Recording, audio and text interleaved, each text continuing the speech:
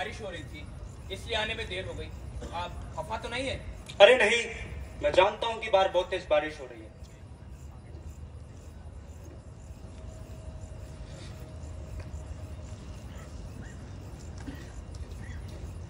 जानते हो, एक मुसन्निफ के लिए वक्त मायने नहीं रखता। अगर मायने रखता है तो सिर्फ मिजाज। और फिर जिस मौसम में तुम आए हो वो लिखने के हजारों दावतें देता है। कभी मोहब्बत से सिफारिशें कराता है तो कभी जी आज ना जाने इस रेडियो को क्या हो गया, चलकर ही नहीं दे रहा।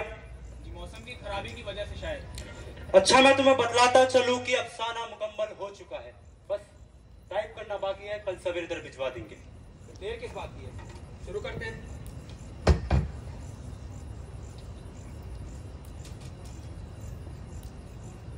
सुनिए,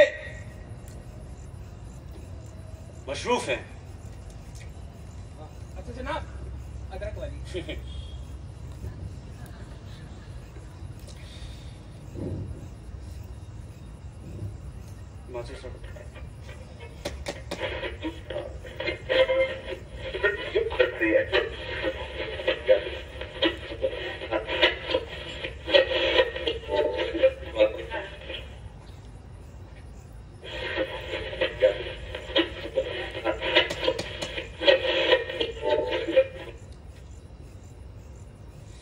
अरे ये तो चल पड़ा। जी लेकिन फायदा क्या, आज तो ड्रामा सुनने से ही मुताज रह गया। जी आज महजीद फारूकी ने ड्रामा सुनाया था। अच्छा, अच्छा जनाब, आज रेडियो पर बता रहे थे कि गदर के दौरान मारे गए लोगों के एक अरब के शेख ने मुआवजे की बात की है।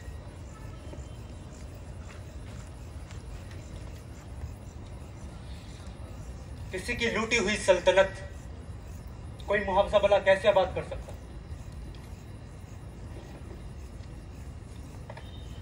ये आज लिखा था उस शख्स के नाम जिसने अपनी खुर्रेसियों का जिक्र करते हुए कहा कि जब मैंने एक बुढ़िया को मारा तो मुझे लगा मुझसे कत्ल हो गया हो। जनाब, गदर हुए काफी वक्त हो चला है, अब भूल भी जाइए इस हादसे को। भूल जाऊं? कैसे भूल जाऊं कि जब जहानत की कब्र खोद कर नादानी की कोख से पैदा होता है मजहब, हलाल करता एक मासूम गर्दन और खींचता एक दुपट्टा भरे बाजार में। खुद को उस तरह तकलीफ देने में कुछ हासिल है क्या? मैं खुद को क्या तकलीफ दूंगा? ये तो मेरा जमीर है जो मुझे कचोके देता है और मजबूर करता है मेरे वजूद को सुलगने पर। आप अफसुर्दा ना हो जनाब, वक्त हर जख्म का मरहम है। वक्त? अगर वक्त हर जख्म का मरहम होता है तो मैं चाहूंगा कि ये वक्त यही रुक जाए, क्योंकि अब आदत सी हो गई जख्मों को कुरेदने की। शुरू करो। जी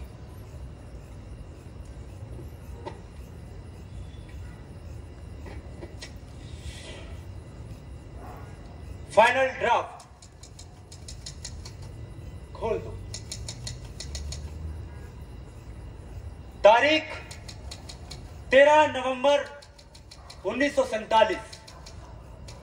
निगार सादत हसन मंटो।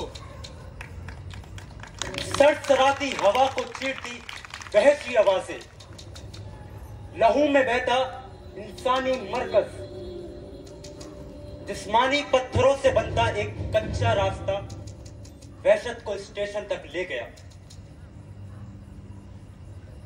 अमृतसर से स्पेशल ट्रेन दोपहर 2 बजे चली और 8 घंटे बाद मुगलपरा पहुंची। रास्ते में कई आदमी मारे गए, मुतादिद जख्मी हुए और कुछ इधर उधर भटक गए। सुबह 10 बजे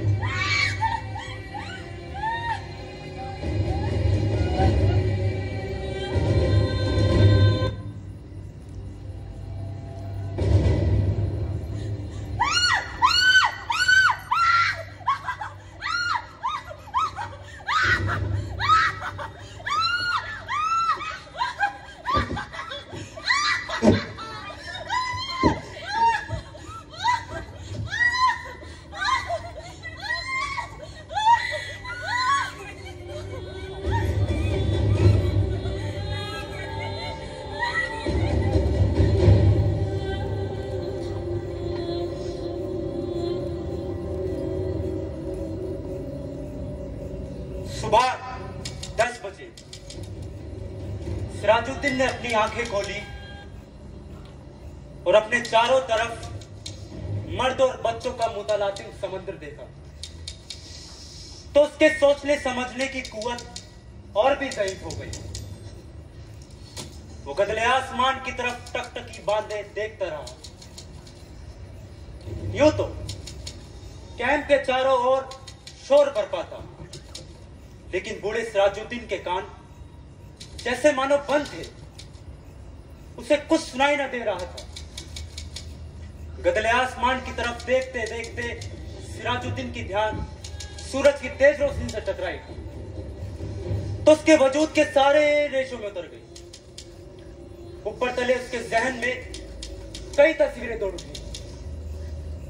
लूट, आग, भागमभाग, स्टेशन, गोलियां, रात और सकीना, सकीना, सकीना, सकीना, मेरी बच्ची, सकीना, सकीना, मेरे बच्चे, लाल रंग की कुर्ती पहनी तुझने, सकीना, सकीना, मेरी बच्ची, भाई साहब, मेरी बच्ची खो गई, भाई साहब, मेरी बच्ची,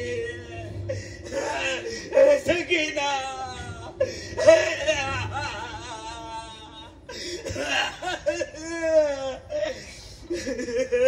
मेरी बच्ची,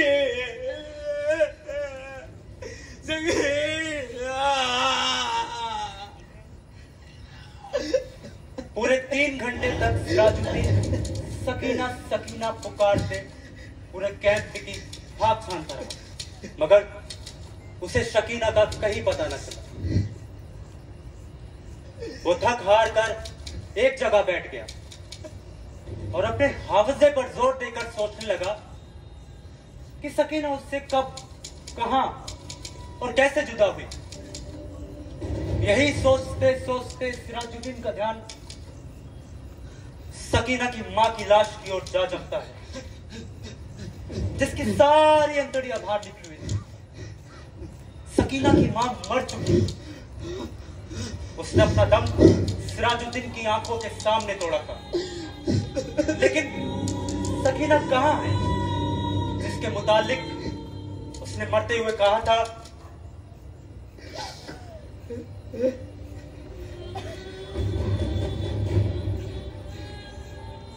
सिराज, आप आ गए और हमारी बच्ची सकीना, सकीना, सकीना मेरे हाथ से छूट गई। सिराज, वो मेरे हाथ से छूट गई। हमें माफ करें। चाहिए उसे ढूंढ लाइए, अपने बच्चे को ढूंढ लाइए। सिराज, आपसे गुजारिश है, उसे ढूंढ लाइए फौरन। इस मनहूस जगह से कहीं दूर लेके भाग जाए। सिराज, भाग जाए, हमें छोड़िए। सिराज, भागिए, नहीं, भाग जाए। सिराज, भाग जाए।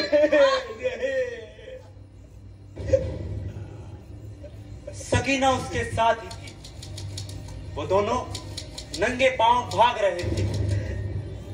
सकीना का दुपट्टा गिर पड़ा था। उसने दुपट्टा उठाने को चाहा, मगर सकीना ने चिल्लाकर कहा, मुझे छोड़िए।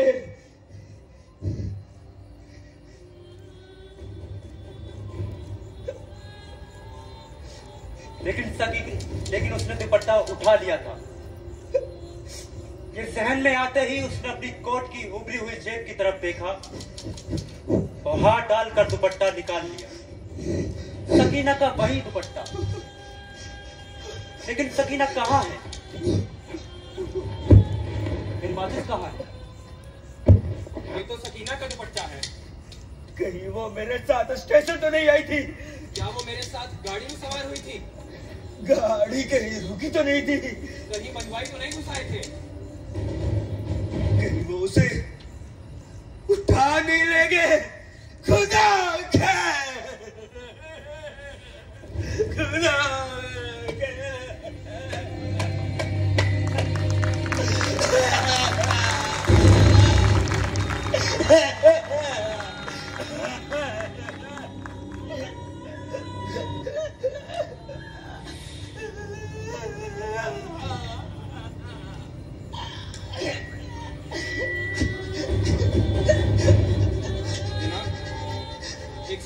जहन में अक्सर रहता है। इरशाद। लोग आपको सियाह कलम कहते हैं क्योंकि आपके ज्यादातर अफसाने गदर और बंटवारे के मुतालिक हैं, और जो आपने लिखा है वो हकीकत है। फिर इस हकीकत से इनकार कैसा? यही सवाल खुद से पूछते पूछते सादत हसन फकत मंटो बन चुका है। असल में जो मैं लिखता हूं उन बातों का तस्करा लोग हर रोज अपने मुंह से करते हैं, लेकिन जब बात कागज में लिखे अल्फाजों की शक्लों में उन तक पहुंचती है तो हकीकत से इनकार हो जाता है। लेकिन मतलब तो एक ही है। अगर लोग ये बात समझ जाए तो मैं अफसाने क्यों लिखूंगा? वो बात अलग है, इससे मेरी 2 वक्त की रोटी का इंतजाम हो जाता है। काश कोई ऐसा जमाना आए जब लोगों को आपके अल्फाजों की कद्र होगा। जमाना आएगा नहीं, लाना पड़ेगा। तब लोग आंखों से सुन सकेंगे और हाथों से देख सकेंगे।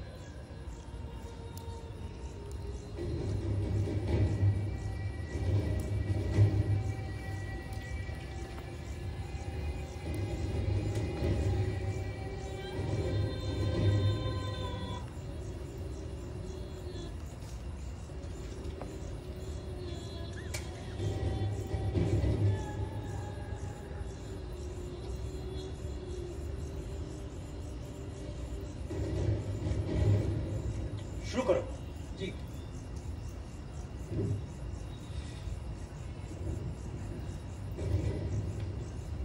छह रोज बाद सिराजुद्दीन के होशो आवाज किसी तरह दुरुस्त हुए तो वो उन लोगों से मिला जो उसकी मदद करने को तैयार थे।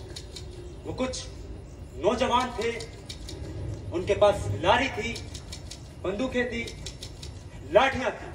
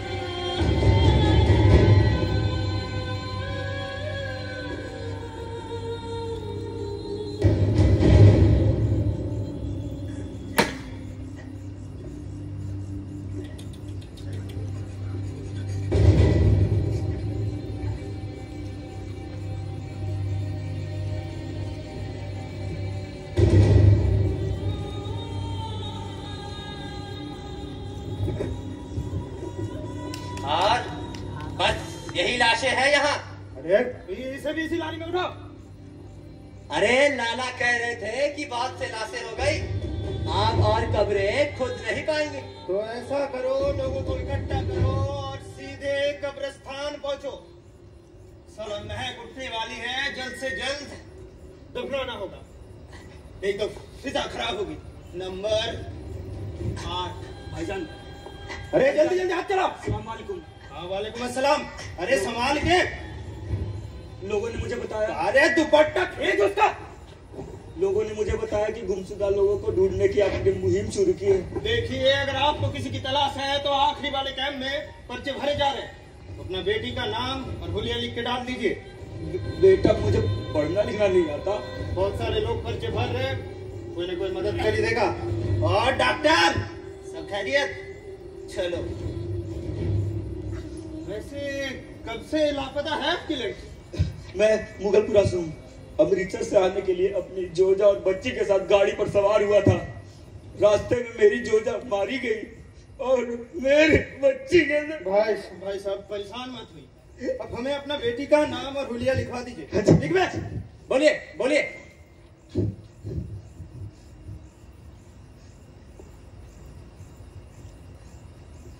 नाम सकीना,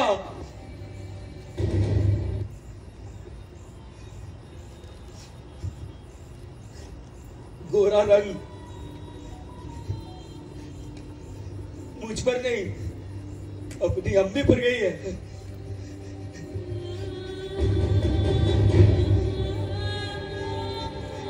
बड़ी बड़ी आंखें, स्याह बाल, और हाँ, दाहिने गाल पे एक मोटा काला तिल भी है। जनाब, आपका नाम? मैं सिराजुद्दीन, एक लौती बच्ची है मेरी। भाई साहब इतना परेशान नहीं होते। मैं आपको वादा करता हूँ, अगर आपकी बेटी जिंदा है तो कुछ चंद दिनों के अंदर वो आपके पास। अपना ध्यान रखिए। खुदा हाफिज। चल बे।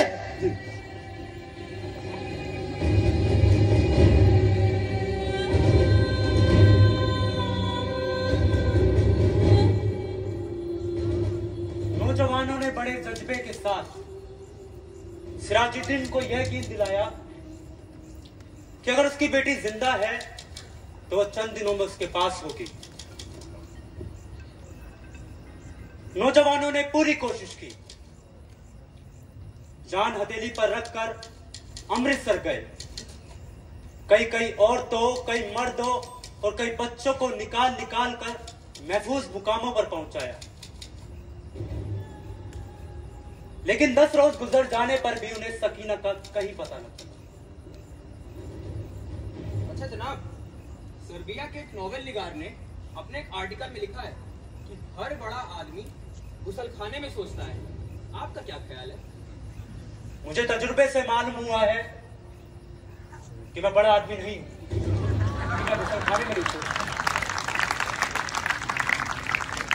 लेकिन हैरत है कि मैं फिर भी हिंदुस्तान और पाकिस्तान का बड़ा अफसाना निगार हूं।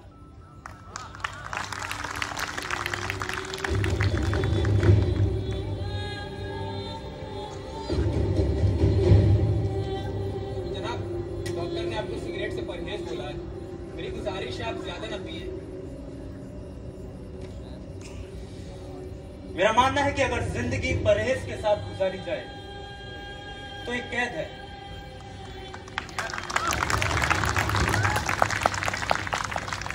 और अगर बदपरहेजियों के साथ गुजारी जाए तो भी एक कैद है। शुरू करो।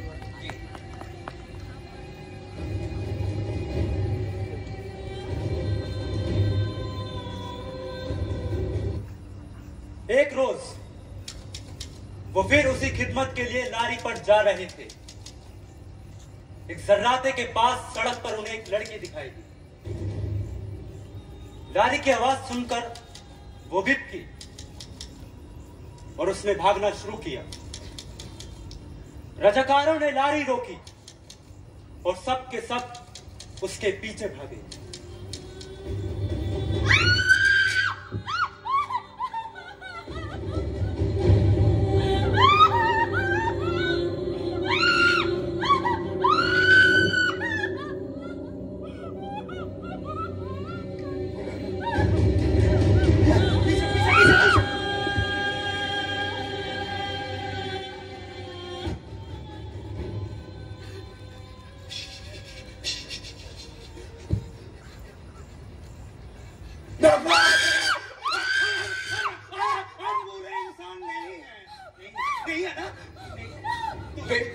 तुम्हारा नाम सकीना है?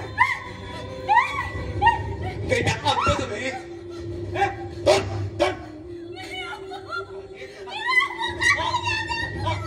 आप वो नहीं तो भेजे हैं, तुम्हें वापस ले जाने के लिए।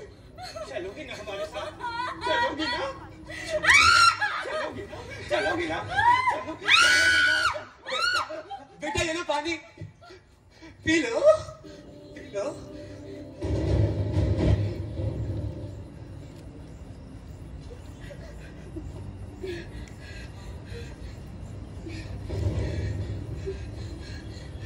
मेरे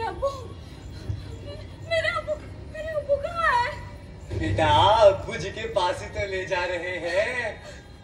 अम्मी भी वहाँ है। बेटा अब्बू, अम्मी, चाचा, चाची सब वही है, वही तो जा रही है ना। चलो हमारे साथ, चलो। तुम्हारा बाप नहीं हो रहे, तुम्हारे बाप से राजुद्दीन परेशान होना है ना, चलना है ना उनके पास, चलना है ना। बेकार में परेशान हो रहा था, बेटी को ढूंढ लाओ, बेटी को ढूंढ लाओ, बेटी को ढूंढ लाओ, लो ढूंढ लाओ।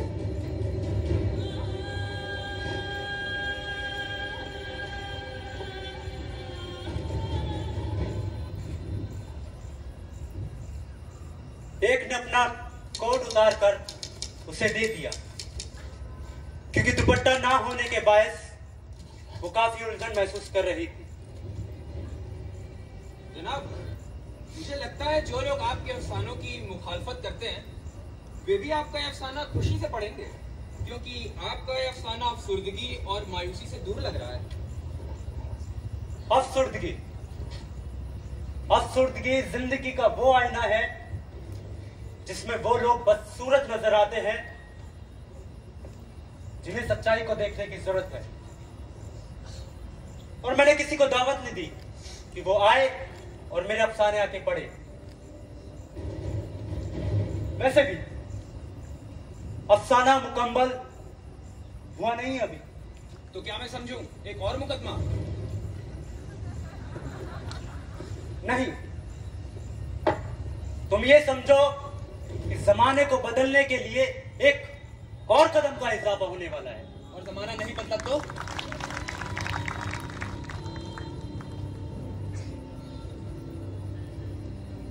नीम के पत्ते कड़वे हैं मगर खून को जब साफ करते हैं।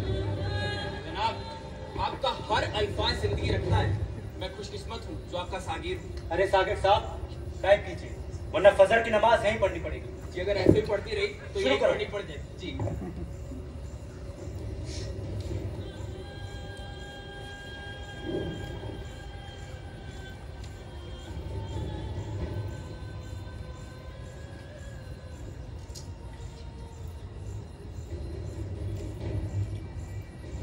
कई दिन गुजर गए, सिराजुद्दीन को सकीना की कोई खबर न मिली।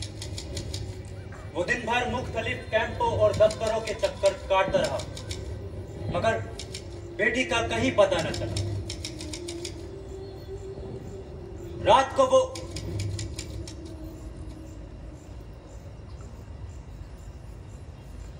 उन नौजवानों की कामयाबी की दुआ मांगता रहा जिन्होंने उसे यकीन दिलाया था कि अगर उसकी बेटी जिंदा थी तो चंद ही दिनों में उसके पास होगी। एक दिन सिराजुद्दीन ने उन रजाकार नौजवानों को कैंप में देखा। वो लारी पर बैठे हुए थे। भाईजान, भाईजान पहचाना मुझे? हाँ, क्या है? मैं सिराजुद्दीन। कुछ रोज पहले मेरी बच्ची।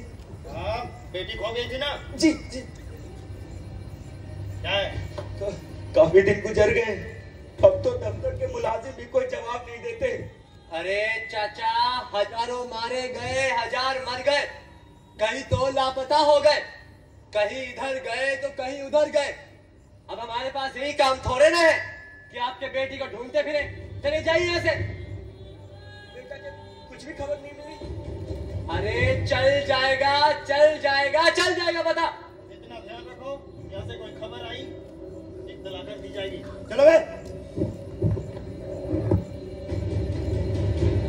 सबने एक जुबान होकर बोला था, चल जाएगा, चल जाएगा, और लारी चल पड़ी। उसने एक बार फिर उन नौजवानों की कामयाबी की दुआ मांगी और यूं इस कदर उसका जी हल्का हो गया। क्या हुआ, रुक क्यों गए? जनाब, मेरा दिल न जाने क्यों मेरे हाथों को इजाजत नहीं दे रहा है और मेरा जहन इस अफसाने की इख्तिताम की इत्तिला दे रहा है। अजीब सी कैफियत है। किसी ने कहा था हक के अंदर कुछ भी नहीं है, जो है हक के बाहर। और अपने वजूद को देखने के लिए शख्सियत का जात और बेतकल्लुफ होना जरूरी है। बहरहाल शुरू करो। जी।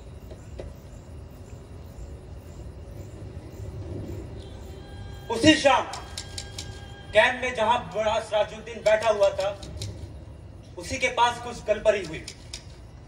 एक आदमी कुछ उठाकर ला रहा था।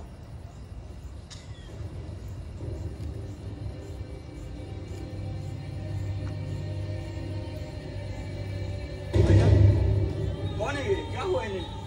कुछ नहीं, एक लड़की है, मुझे इत्तला मिली तो मैं अस्पताल ले आया।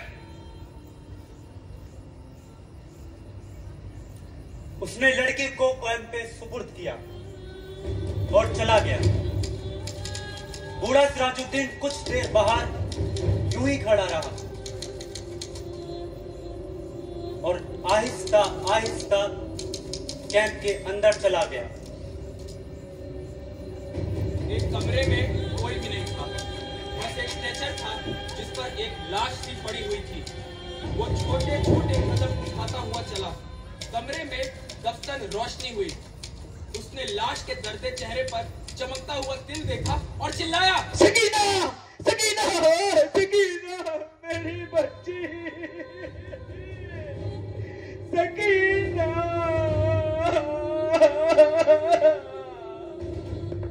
मेरी बच्ची। डॉक्टर ने, जिसने कैंप में रोशनी की थी, पूछा, क्या है? बाबू में इसका, बाबू में इसका, बाबू।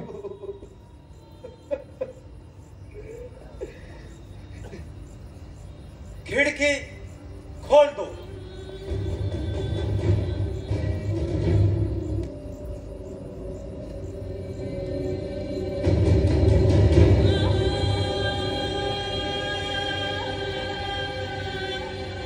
मुर्दा जिसमें जुम्बिश हुई। बेजान हाथों ने इज़ार बंद खोला और सलवार नीचे सरका दी। बूढ़ा सिराजुद्दीन खुशी से चिल्लाया, जिंदा है, जिंदा है मेरी बच्चे, जिंदा है मेरी बच्ची, जिंदा है।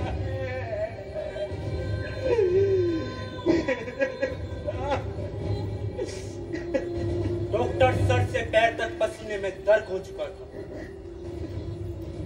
जनाब, मेरी औकात तो नहीं कि मैं कह सकूं कि इसे पब्लिश मत कीजिए, मगर आपके सागीर होने की हैसियत से आपको मुश्किलों में जाने से रोकना मेरा फर्ज है। वैसे ही लोग आपकी मुखालफत का कोई मौका नहीं छोड़ते हैं और इसे पढ़ने के बाद कहीं वे लोग बवाल न कर बैठे। आप पर वैसे ही कई मुकदमे चल रहे हैं और ये आपको परेशानी में डाल देगा। इसे जारी मत कीजिए। जनाब, मेरी बात मानिए।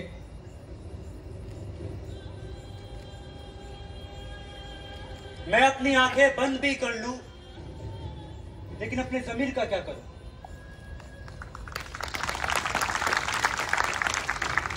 मुझ पर मुकदमे चल रहे हैं, चलते रहेंगे। लोग बोलते हैं, बोलते रहेंगे।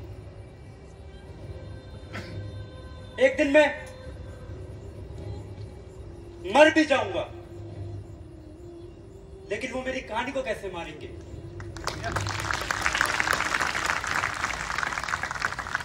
मैं जानता हूं कि मेरी कहानी एक आईना है जिसमें समाज अपने आप को देख सके, और अगर किसी बुरी सूरत वाले को आईने से ही शिकायत हो तो इसमें मेरा क्या कसूर?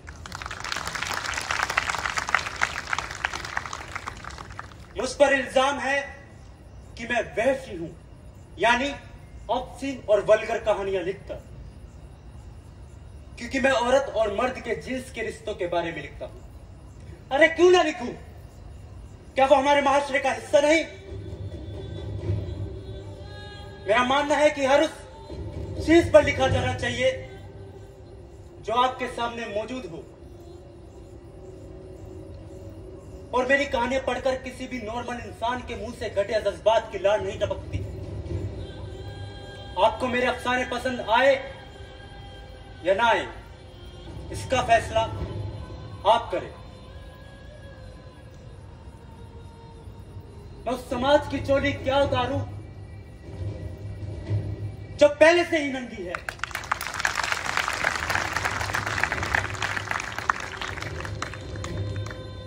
मेरा काम उसे कपड़े पहनाना नहीं है।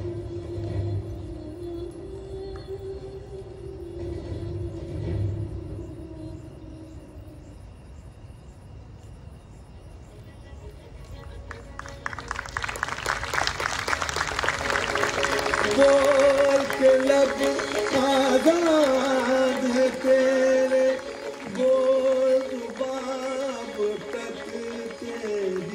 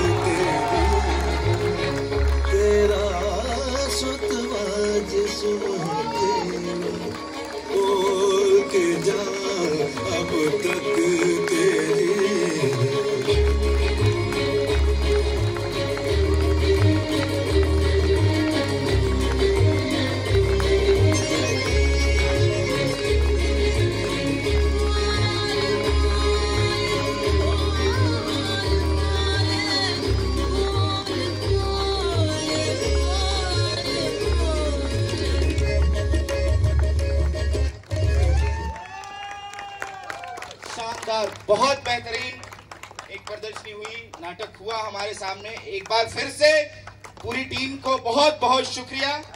आप बस, मुझे लगता है कि नाटक अभी खत्म नहीं हुआ है, अभी ये कहानी अभी बाकी है। आप 2 मिनट का और इंतजार करें, क्योंकि जो आपके सामने जो नाटककार यहाँ पे हैं, जिन्होंने जो कलाकार हैं, उनका परिचय भी नाटक का हिस्सा होता है। तो आप सबसे रिक्वेस्ट है कि थोड़ा सा वक्त और दें। लेकिन इसके पहले मैं चाहूंगा कि जो डायरेक्टर हैं इस नाटक के, जिन्होंने इस कहानी को एक नाटक के तरीके में नाटक रूपांतरित किया और यहाँ पे रखा हमारे बीच में, मैं चाहूंगा कि सीपीएस में पीएचडी के छात्र हैं रोशन अमर उजाला, मैं चाहूंगा कि वो आए।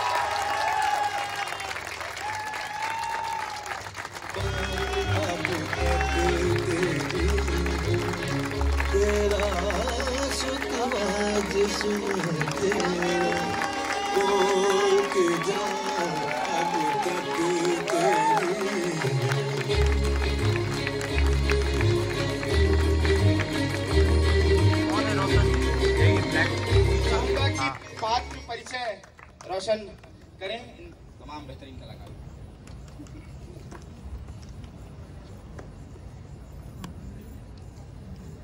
मेरे हाथ कांप रहे हैं, मेरा पूरा रूह, पूरा शरीर कांप रहा है। मैं एक थिएटर आर्टिस्ट हूं, उसके बावजूद भी मेरा पूरा शरीर कांप रहा है। सबसे पहले तो मैं धन्यवाद देना चाहूंगा मैं अपने सारे कलाकारों का, जिन्होंने ये बेहतरीन प्रदर्शनी की। उसके बाद मैं धन्यवाद देना चाहूंगा आप सभी दर्शकों का, जो आपने अपनी कीमती समय को निकालते हुए यहाँ पे आए और हमारे इस नाटक को समय दिया। मैं पात्र परिचय कराता चलूं। शादमान नाहिद, रिया, आरोही, कार्तिकेय, अनुराग, प्रज्ञा, गरिमा, हर्षित, सृंजॉय, जीवन, आशीष, नरेंद्र, देवमिता। सकीना के बाप के किरदार में थे सनी,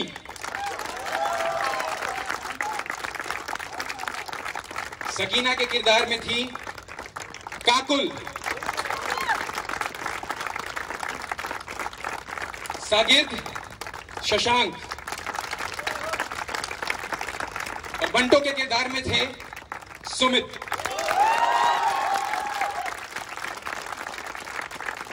कुछ बातें और जोड़ना चाहूंगा। इनमें से अधिकतर कलाकारों का ये उनका पहला मंच था। उन्होंने अपने जिंदगी में पहली बार शॉर्ट प्ले किया, पहली बार स्टेज प्ले किया। और कुछ कलाकार ऐसे हैं जिन्होंने पहले भी नाटक किया है। मेरे पास बिल्कुल शब्द नहीं है अभी, सच में। मैं यहां म्यूजिक पे था, मेरे साथ म्यूजिक पे थे शिवम। और अंत में मैं बैक स्टेज क्रू को बुलाना चाहूंगा जिन्होंने इस पूरे स्टेज को डिजाइन करने में हमारी मदद की है। कोहली,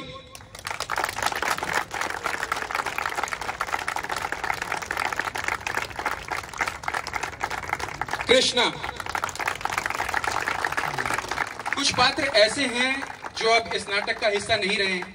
जैसा कि जेएनयू प्रेसिडेंट ने आपको बताया कि यह नाटक 14 अगस्त को होने वाला था और जेएनयू एडमिनिस्ट्रेशन ने इस नाटक को कैंसिल कर दिया। तो कुछ पात्र ऐसे थे जो अभी बदल चुके हैं, जिनका कुछ निजी वो बिजी थे कहीं और वो इस नाटक के हिस्सा नहीं हो पाए, तो मुझे पात्र चेंज करना पड़ा। उनमें से कुछ लोगों का मैं नाम लेना चाहूंगा जो आज यहाँ पे शायद हो या फिर ना भी हो। सलोनी, प्रज्ञा, ओवैश, अदिति। ये कुछ वैसे पात्र हैं जो अब इस नाटक का हिस्सा नहीं है, पर वो हमारे साथ हर समय जुड़े रहेंगे।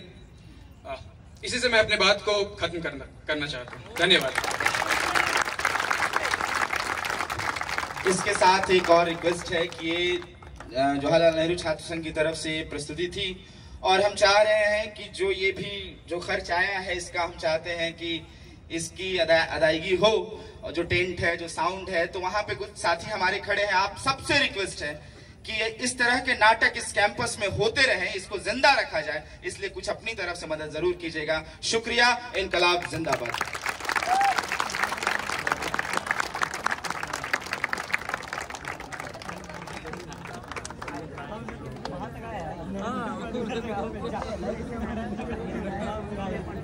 कलाकारों से आप मिल सकते हैं, बात कर सकते हैं।